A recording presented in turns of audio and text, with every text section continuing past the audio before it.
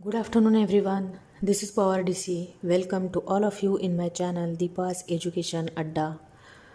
Today, we are going to discuss on Ampere's circuital law, or it is simply called Ampere's law.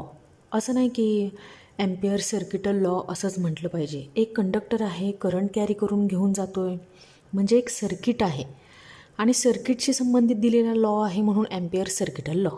ठीक आहे. आणि circuit नाही म्हणायचं ठरवलं तरीसुद्धा चालणार आहे, एम्पियर्स लॉ. तर स्टेटमेंट तुम्हाला बोर्डवर लिहिलेलं दिसत आहे. याआधीसुद्धा आपण एक लॉ शिकलेलो आहोत, बायट अँड सावर्ट्स लॉ, की ज्यामुळं आपल्याला एका करंट कॅरिंग कंडक्टरच्या एका लेंथ इलेमेंटने करंट कॅरी करत असताना काही अंतरावर तयार केलेलं मॅग्नेटिक फील्ड फाइंड आऊट करता येऊ लागलं. ॲम्पियर सर्किटल लॉसुद्धा तसाच आहे. आपल्याला मॅग्नेटिक इंडक्शन फाइंड आऊट करायला शिकवणारा असाच हा लॉ आहे. पण बघा, लेफ्ट हँड साईड आणि राईट हँड साईड डिस्कस केल्यानंतर तुम्हाला कळेल की बायट अँड सावर्ट्स लॉपेक्षा ॲम्पियर सर्किटल लॉ वापरणं सर्किटमध्ये सोपं असतं. ठीक आहे. तर बघा, स्टेटमेंट असं आहे की the line integral of magnetic induction B. Integration घ्यायचं आहे, पण ते इंटिग्रेशन कसं आहे? लाईन इंटिग्रल आहे. लाईन इंटिग्रल म्हणजे काय, पुढं आपण डिस्कस करूयात.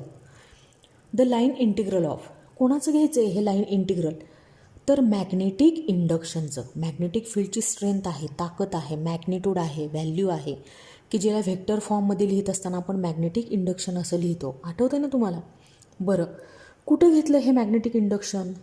तर अराउंड ए क्लोज्ड पाथ. ठीक आहे. एका क्लोज्ड पाथमध्ये असलेल्या मॅग्नेटिक इंडक्शनचा आपण घेतो आहे लाईन इंटिग्रल. आणि ते किती असणार आहे? इज इक्वल टू, इथं बघा मी लिहिलं आहे, म्यू नॉट म्हणजे permeability of free space, mu naught times the current enclosed by that path. Mathematically मी कसं लिहिल?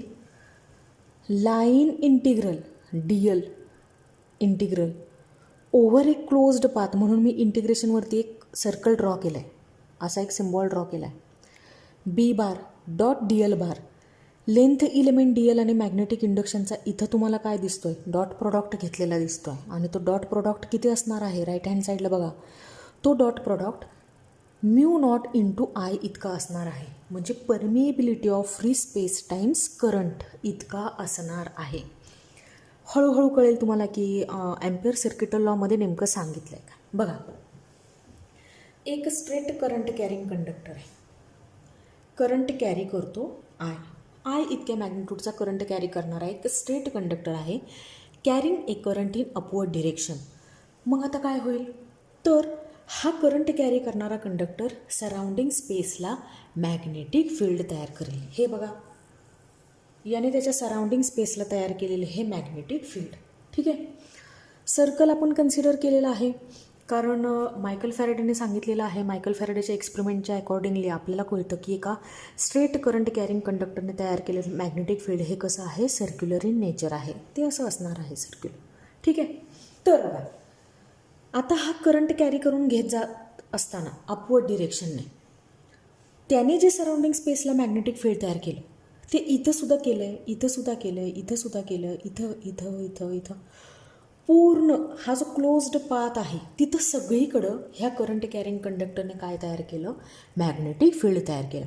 मग इथं जर मी एखादा पॉईंट कन्सिडर करत असेल, बघा पॉईंट पी कन्सिडर केला की जो एका लेंथ इलेमेंटसारखा ॲपियर होतो आहे, डी एल सारखा ॲपियर होतो आहे, फक्त तिथंच मी मॅग्नेटिक इंडक्शन फाइंड आऊट करत असेल तर ते टोटल मॅग्नेटिक इंडक्शन असेल का? तर उत्तर आहे नाही.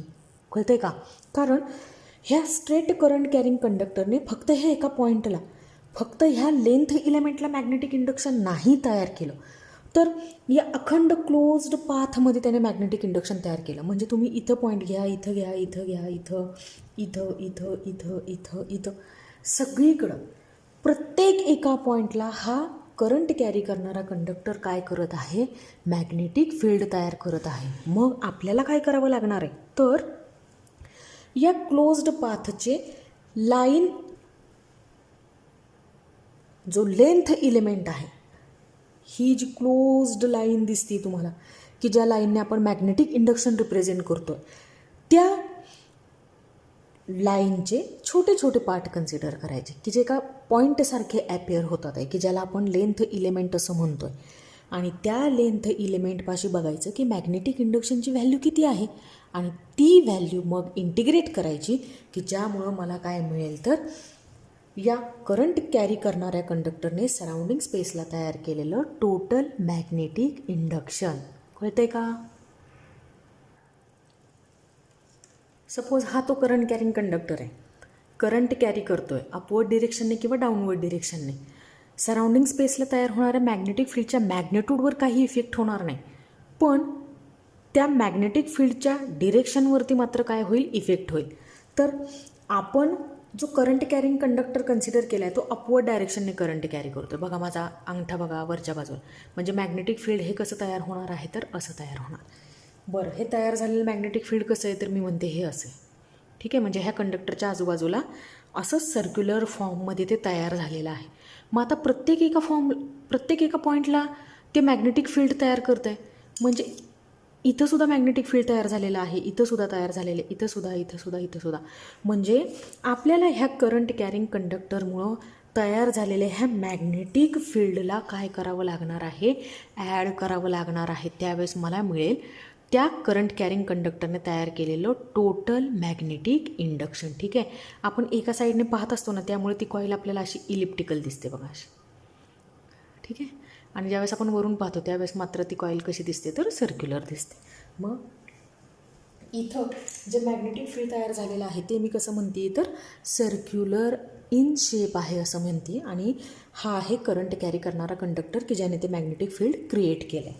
मग बघा इथं सपोज ह्या करंट कॅरी करणाऱ्या कंडक्टरपासून आर इतक्या डिस्टन्सवर इथं मी एक पॉईंट कन्सिडर केला, पॉईंट पी, की जो या मॅग्नेटिक फील्डचा काय आहे तर एक लेंथ इलिमेंट आहे. हा बघा एक लेंथ इलिमेंट आहे. म्हणजे त्या लाईनची इतकी लहान लेंथ असेल, इतकी छोटी मॅग्नेट्यूड असेल की जी कशासारखी ॲपियर होते तर एका पॉईंटसारखी ॲपियर होते. मग आता मॅक्सवेल राईट हँड ग्रीप रूलने या पी पॉईंटपाशी तयार झालेलं मॅग्नेटिक इंडक्शन हे कसं असतं तर हे जे अंतर आहे, ही जी रेडियस आहे तुम्हाला दिसते, ह्या सर्क्युलर पाथची ही काय आहे तर रेडियस आहे, त्या रेडियसला ते परपॅन्डिक्युलर असतं. आणि लेंथ इलेमेंटला ते कसं असतं तर पॅरलल असतं. बघा हा तो लेंथ इलेमेंट आहे, मी जरा मोठा काढते. हे हा तो लेंथ इलेमेंट आहे. त्या लेंथ इलेमेंटला हे मॅग्नेटिक इंडक्शन हे बघा डी बी म्हणते मी, कारण ते अखंड मॅग्नेटिक इंडक्शन नाही आहे, फक्त डी एल या पॉईंटपुरतं तयार झालेलं मॅग्नेटिक इंडक्शन आहे. आणि त्याची ही काय आहे डायरेक्शन आहे मॅक्सवेल राईट हँड ग्रीप रूलने दिलेली. इथं मी दुसरा एखादा पॉईंट कन्सिडर केला तर तोही पुन्हा आर इतक्या डिस्टन्सवरच येणार आहे. या पॉईंटला आपण म्हणूयात सपोज पॉईंट क्यू, की जो पॉईंट क्यू म्हणजे काय आहे तर लेंथ इलेमेंट. आतापर्यंत तुम्हाला माहीत पडलं ही काय आहे तर लेंथ इलेमेंट. इथं जर मी मॅग्नेटिक इंडक्शन शो केलं तर ते मॅग्नेटिक इंडक्शन हे असं असणार आहे. तुम्हाला दिसतंय ह्या लेंथ इलेमेंटला ते मॅग्नेटिक इंडक्शन कसं दिसतंय तर पॅरलल दिसतंय. तुम्ही इथं कुठंही मॅग्नेटिक इंडक्शन ड्रॉ करा, कुठंही. इथं एक पॉईंट घ्या, सपोज पी क्यू आर घेते मी.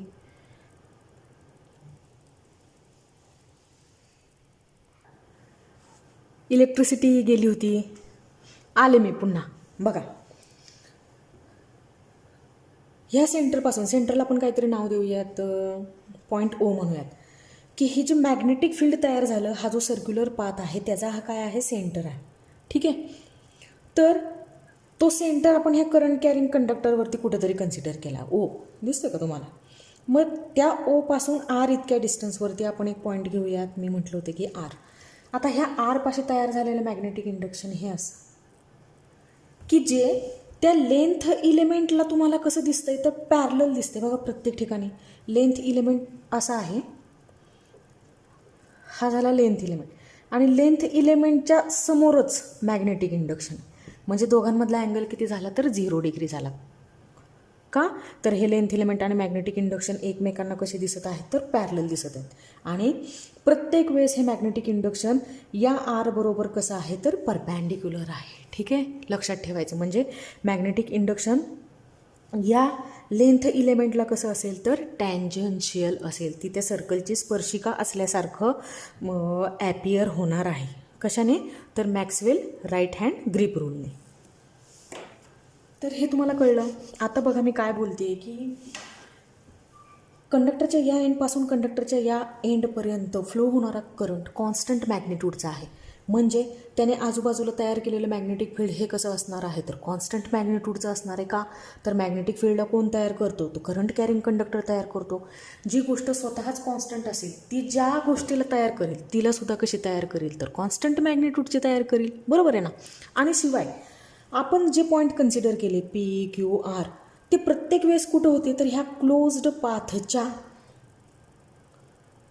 पाथचा ते भाग होते. बरोबर आहे की नाही. म्हणजे ते या एका कॉमन पॉईंटपासून की ज्याला मी ओ म्हणते त्याच्यापासून सारख्या अंतरावरती होते. मग सारख्या अंतरावरती असतील तर त्या प्रत्येक एका पॉईंटला पीला क्यूला आणि आरला तयार होणारं मॅग्नेटिक इंडक्शनसुद्धा कसं असेल तर सारखंच असणार आहे. कळतंय. म्हणजे आत्ता तुम्हाला काय करावं लागेल तर एका पी पाशी किंवा क्यू पाशी किंवा आर पाशी तयार झालेलं मॅग्नेटिक इंडक्शन मला समजतंय की ह्या करंट कॅरी करणाऱ्या कंडक्टरने तयार केलेलं टोटल मॅग्नेटिक इंडक्शन मुळीच नाही.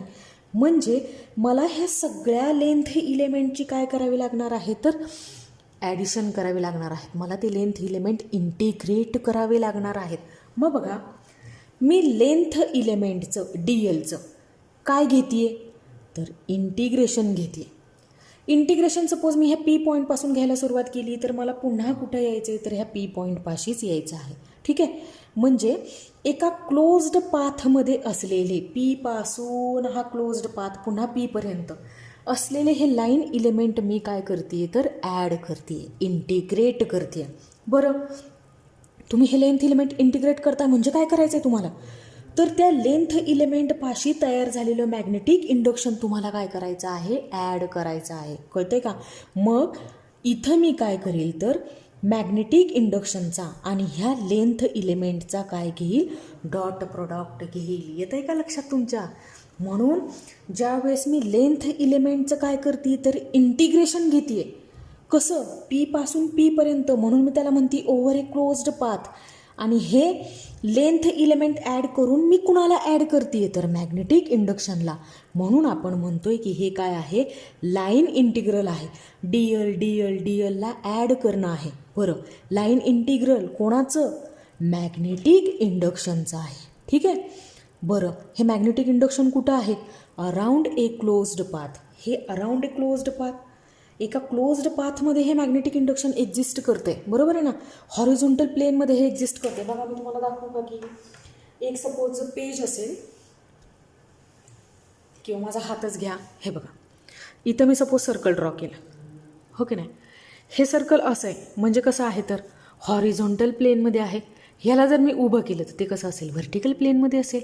मग आता हे जे तुमचं मॅग्नेटिक फील्ड आहे हा तुमचा करंट कॅरिंग कंडक्टर आहे. हा करंट कॅरिंग कंडक्टर आहे आणि हे मॅग्नेटिक फील्ड आहे.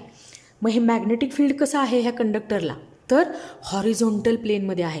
म्हणजे करंट कॅरिंग कंडक्टरबरोबर मॅग्नेटिक फील्डने केलेला अँगल कसा आहे तर 90 डिग्रीचा आहे. कळते का तुम्हाला. ह्या दोघांमध्ये जो अँगल आहे तो किती आहे 90 डिग्री आहे. ठीक आहे. तर